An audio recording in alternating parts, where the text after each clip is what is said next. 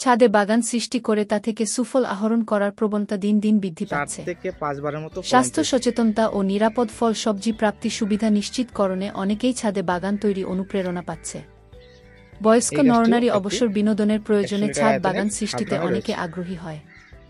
School কলেজের ছাত্রছাত্রীরা ছাদ বাগান করে গাছপালার সংস্পর্শে এসে বিচিত্র আনন্দের স্বাদ গ্রহণ করে।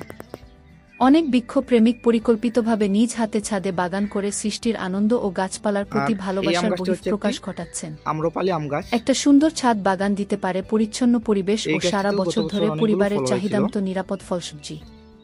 ছাদের আকার ও অবস্থান। ছাদের আকার ছোট, মাঝারি বা বড় হতে পারে।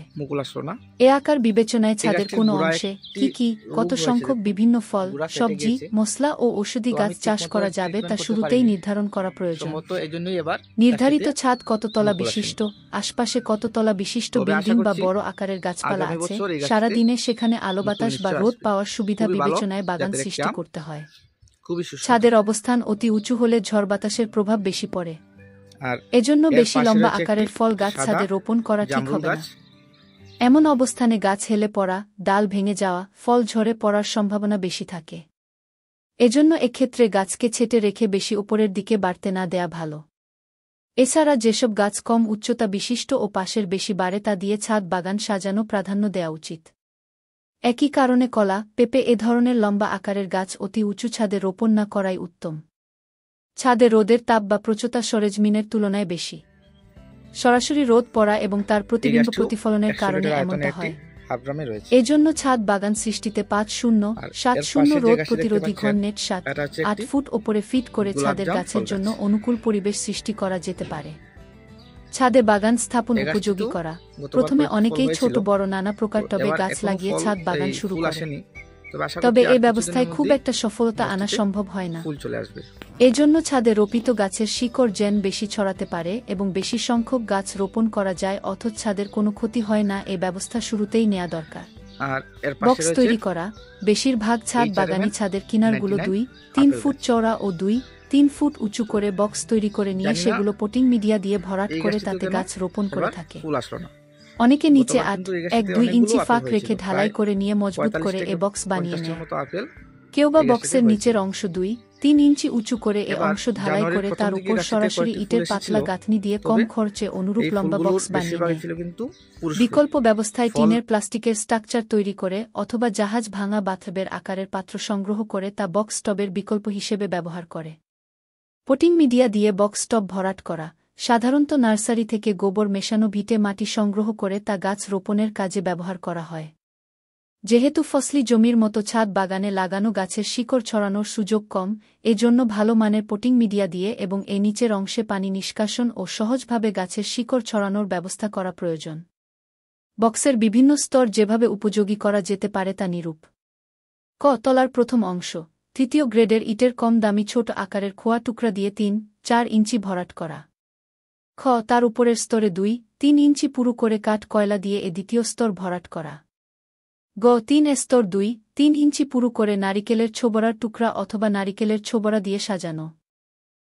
4 স্তর 2-3 ইঞ্চি পুরু মোটা বালু, সিলেট স্যান্ড বা ক্ষুদ্র পাথর কুচি ইটের চিপস দিয়ে ভরাট করা।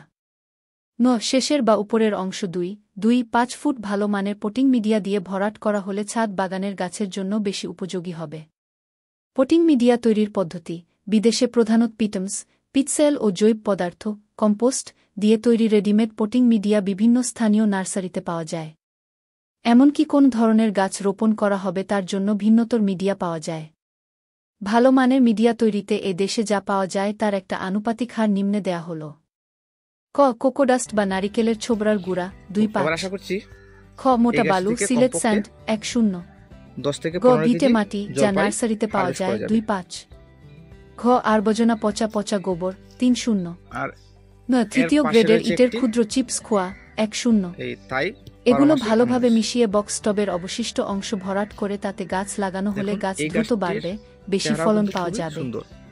মিডিয়ার সাথে কিছু পরিমাণ করাতকলের গুঁড়া, ভার্মি কম্পোস্ট অথবা নির্ভরযোগ্য প্রতিষ্ঠানের উৎপাদিত কম্পোস্ট ব্যবহার করা এবং তার সাথে কিছু হাড়ের গুঁড়া ও খৈল মেশানো ভালো। ছাদে গাছ রোপণ। ছাদে বাগান তৈরিতে নির্ভরযোগ্য উৎস থেকে উন্নত জাতের সুস্থসবল চারা কলম সংগ্রহের গুরুত্ব অপরিসীম। এ বাগানে কয়েকটি যেসব ফলও দীর্ঘমেয়াদী দেখা ও যাচ্ছে। মধ্যমেয়াদী ফল গাছ রোপণ করা হবে তা 12 মাসই জাতের হলে ভালো হয়। অন্যথায় 5-6 মাস একাধারে ফল পাওয়া যায় এমন জাতের গাছ রোপণ করা উচিত।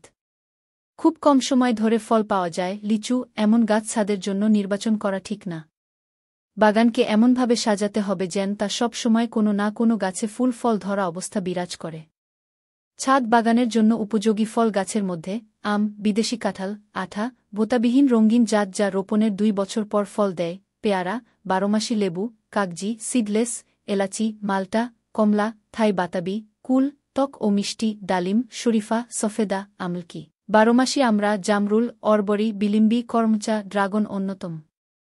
শাকসবজির বেগুন, টমেটো, ঢেঁড়স, চুকুর, ক্যাপসিকাম, শিম, বরবটি, শসা, করলা, লাউ, ধুন্দল, 12মাসি সজিনা, লাল শাক, ডাঁটা শাক, পুঁইশাক, কলমি শাক, ব্রোকলি, মূলা।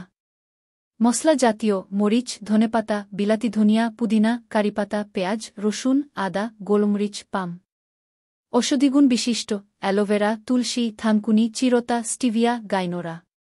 ফুল জাতীয় গোলাপ, বেলি, টগর, জুঁই, গন্ধরাজ, জবা, টিকোমা, জারবেরা, শিউলি, এলামন্ডা, বগুনভিলা ও বিভিন্ন মৌসুমি ফুল। গাছের রোপণ ও পরিচর্যা উন্নত কাঙ্ক্ষিত জাতের কলম করা গাছ রোপণ করে গাছে কাঠি বা খুঁটি দিয়ে সোজা করে রাখতে হবে। তাতে গাছ হেলে পড়া বা নড়ে গিয়ে দুর্বল হওয়া রোধ হবে।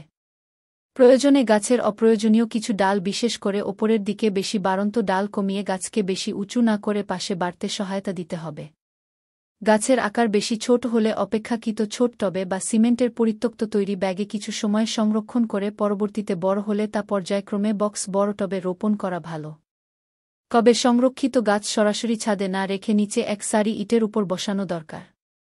তাতে টবের অতিরিক্ত পানি সহজে বের হবে, ছাদের জন্য ভালো হবে। ড্রামে সংরক্ষিত গাছে রোদের তাপে বেশি গরম হয়। এজন্য চটছালা দিয়ে ড্রামের চারধার ঢেকে দিলে তা অনেকটা রোদ হবে। গাছে পানি সেচ দেওয়ার ফলে উপরিভাগের মাটি শক্ত হয়ে চট ধরে। মাঝে মাঝে নিড়ানি দিয়ে উপরের স্তর ভেঙে দেয়া হলে তা রোধ হবে। এ ব্যবস্থায় আগাছা দমন করা যাবে ও ভেতরে বায়ু চলাচল সুবিধা হবে। খরা মৌসুমে দীর্ঘমেয়াদী বড় গাছের গোড়ার চার ধারে শুকনা কচুরিপানা বা খড়কুটা, শুকনো পাতা দিয়ে মালচিং দেয়া হলে রস সংরক্ষিত থাকবে, ঘাস গজানো রোধ হবে এবং পরে এগুলো পচে খাদ্য হিসেবে কাজে লাগবে। গাছের অবস্থান নির্ণয় কোনো গাছ বেশি রোদ পছন্দ করে, কাগজি লেবু, ড্রাগন ফল, কোনো গাছ আধা ছায়ায় ভালো হয়, এলাচি লেবু, জামরুল, আবার কোনো গাছ ছায়া পছন্দ করে, লটকন, রামবুটান। এজন্য ছাদ বাগান থেকে বেশি সুফল পেতে ছাদে রোদের আলোবাতাস প্রাপ্তি অবস্থা বুঝে গাছের অবস্থান চূড়ান্ত করা প্রয়োজন। পানি সেচ অতিরিক্ত পানি দেয়া এবং অতি কম দেয়া উভয়ই গাছের জন্য ক্ষতিকর। অভিজ্ঞতায় দেখা গেছে বেশি পানি দেওয়ার ফলে বিভিন্ন রোগে গাছ আক্রান্ত হয়, এমনকি মারা যায়। এজন্য গাছের গোড়া শুকালেই কেবল পানি দেয়া যাবে, গোড়া ভেজা থাকলে কোনো মতেই তাতে পানি দেয়া যাবে না। কিছু গাছ বেশি পানি গ্রহণ করে, ড্রাগন, নারিকেল, অনেক গাছে পানি কম লাগে, শিম, মরিচ, বেগুন। বৃষ্টি বা নালায় জমে থাকা পানি গাছ বেশি পছন্দ করে, বিশুদ্ধ পানি নহে। তবে সকাল বেলা গাছে পানি সেচ দেয়া উত্তম। পোকা ও মাকড় দমন প্রাথমিক অবস্থায় শুরুতে সীমিত সংখ্যক পোকা বা তার ডিমের গুচ্ছ দেখা যায়। নিয়মিত ছাদ বাগান পরীক্ষা করে দেখা মাত্র পোকা বা পোকার ডিমগুলো সংগ্রহ করে মেরে ফেলা ভালো।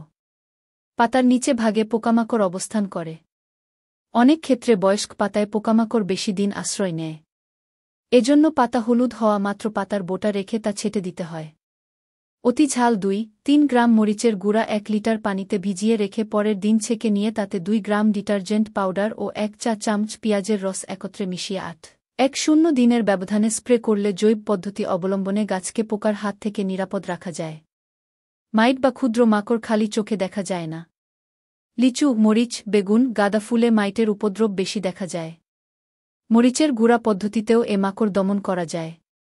যেহেতু পোকামাকড়ের অবস্থান পাতার নিচে এজন্য এ অংশ ভালোভাবে স্প্রে করে পোকা দমনে কার্যকর ব্যবস্থা নিতে হবে। কীটনাশক ব্যবহারকালে খেয়াল রাখতে হবে যেন তার টক্সিসিটি কম সময় থাকে, ডেকামেথ্রিন দলীয় হতে পারে তবে ইমিডাক্লোরোপ্রিড দলীয় নয়।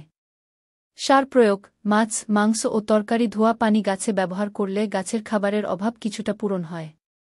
এছাড়াও মিশ্র সার, হাড়ের গুঁড়া মাঝে মাঝে এবং অনুখাদ্য, দস্তা, বোরন, ম্যাগনেসিয়াম, ম্যাঙ্গানিজ বছরে একবার প্রয়োগ করা ভালো।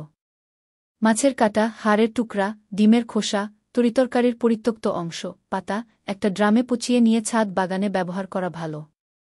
কয়েক বছরের বয়স্ক গাছের গোড়ার চারধারে সাবধানে কিছু মাটি উঠিয়ে ফেলে নতুনভাবে পটিং মিডিয়া দিয়ে ভরাট করা হলে গাছের স্বাস্থ্য ফেরানো সহজ হয়। সম্ভব হলে গাছকে ছাঁটাই করে কিছু মাটিসহ উঠিয়ে নিয়ে সার মিশ্রিত মাটি পরিবর্তন করার ব্যবস্থা নেওয়া যায়। এক্ষেত্রে অভিজ্ঞতা ছাড়া আগানো উচিত হবে না। জেনে শুনে তা করা যেতে পারে। অপেক্ষাকৃত ছোট টব থেকে বড় টবে গাছ অপসারণ করার মাধ্যমে গাছকে স্বাস্থ্যবান করা যায়। যারা ছাদ বাগানে অভিজ্ঞ তাদের বাগান পরিদর্শন করে ও সফলতার দিকগুলো জেনে বা দেখে শিখে তা নিজ বাগানে প্রয়োগ করা উত্তম। ফুল-ফল ঝরা রোধে ও ফল ধরা বাড়াতে নানা প্রকার অনুখাদ্য হরমোন, সিলভামিক্স, লিটোসেন, ফ্লোরা প্রয়োগ করে অনেকে সুফল আহরণ করে থাকে। একটা সুন্দর ছাদ বাগান দিতে পারে পরিবারের সুস্থ পরিবেশ ও নিরাপদ চাহিদামতো প্রতিদিনের তাজা খাবার। এক তথ্য মতে যাদের ছাদ বাগান আছে তাদের পরিবারের শান্তি, যাদের নেই তাদের তুলনায় বেশি। আসুন আমরা যার যতটুকু সুবিধা আছে তথায় ভালোবাসার পরশে পরিচর্যায় প্রতি ছাদ বাগানকে সুন্দর সফলভাবে গড়ে তুলি ও তা থেকে নির্মল সুফল আহরণ করি।